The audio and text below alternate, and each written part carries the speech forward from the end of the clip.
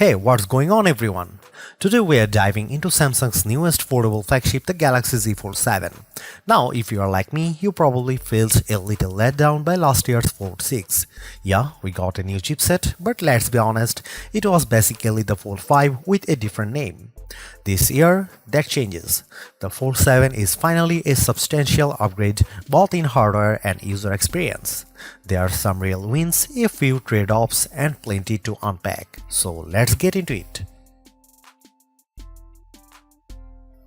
Samsung's completely redesigned the chassis. Each half of the phone is now little over 4mm thick, and when folded, it's just about 8.9mm. That's the thinnest fold they have ever made, and it really shows.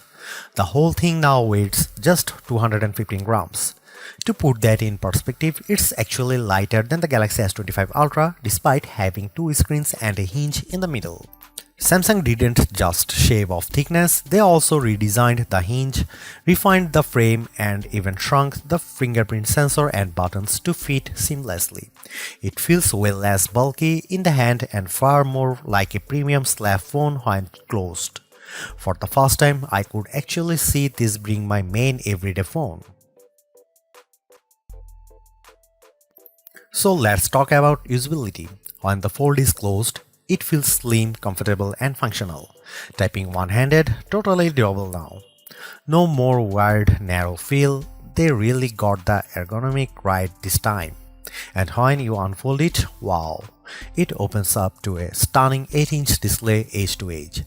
It's still the biggest screen you can get in your pocket, perfect for reading, editing, gaming, or watching movies. And now it's running One UI 8 on Android 16, which brings a ton of small but smart improvements for big screen multitasking, better split screen behavior, smoother drag and drop, even more responsive resizing. Samsung has clearly refined the dual identity experience, folded and unfolded, and that's a big win. So here is the bottom line. The Samsung Galaxy Z Fold 7 is Samsung's most refined foldable yet. It's thinner, lighter, faster, and finally gets the camera it deserves. But they have also cut some things like the S Pen and raised the price. If you have been waiting for a fold that feels like a true daily driver, this is probably the first one that delivers across the board. Would I recommend upgrading from Fold 6? Only if you care about the thinner design and the camera, but if you are new to foldables and want the best, this is it. The Fold 7 is the best foldable Samsung has ever made.